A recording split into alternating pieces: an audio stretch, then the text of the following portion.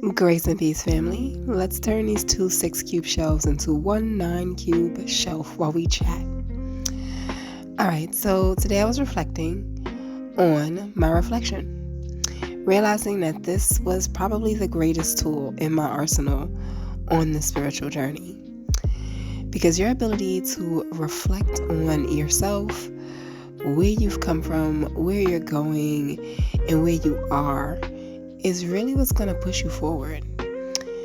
As I sat back and thought about how I use this tool, I realized that when it came to past, I made sure not to spend too much time in the past knowing that it drained me of energy that I desperately need in order to push me forward.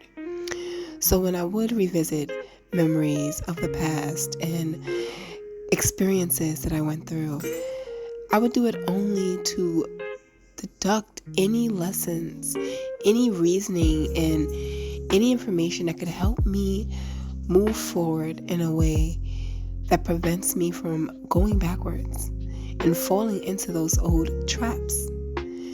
When I looked at my present tense, it was always to see what direction did I want to move in and make any necessary changes based on the past experiences.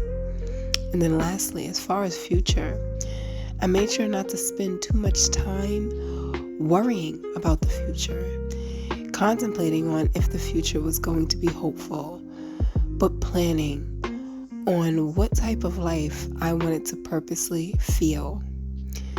Feel was the most important aspect when it came to futuristic thinking, because it's in that feeling that you recognize how you want to feel going forward. When you can feel what you want in real time, you make the feeling real. If you, in a sense, want joy, long-term joy in any situation, you have to be joyous now, because hoping that it comes to you in the future is not what's going to bring it forward. It's living in the present moment as if it's the future already, because it is. The moment you start thinking about the future, you're already in it. So reflection turned out to be the most important aspect of my journey, which is why I consistently reflect on all situations. I make sure to pull any information out of every experience I've dealt with, all experiences that are coming, and everything that I'm going to see. I'll sometimes even use the experiences of others. One thing I use very regularly is the idea of being told that the stove was hot as a child, where there are some children you have to tell them the stove is hot and to be mindful not to touch it to get burned. I was definitely not one of those children. If you put a plate of food in front of me and the food was hot and I saw you take it out the oven, I knew the oven got hot. So it was a waste of a lesson to tell me that the oven was hot, when you could have simply just taught me how to cook the chicken. So understanding what you need in order to push you forward in your lessons is going to be important as well.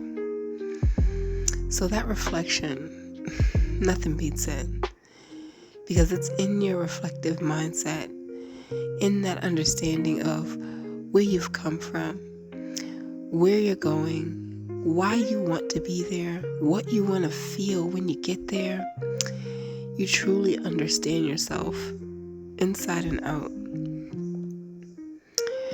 So encourage others to reflect as well. If you have children, reflect on your behaviors. Why did you do what you did? And did that action net the result you wanted? Did it net the feeling you wanted after it was done? If your child or you consistently do things that make you feel shame and guilt, reflect on why you do them. Because it is in that reflection you'll find those little hidden golden nuggets that are going to allow you to recognize where the changes need to come from. And once you initiate the changes, you change your trajectory.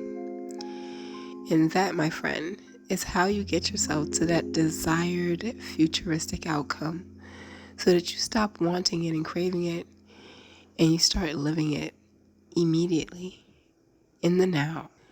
Love and light and peace.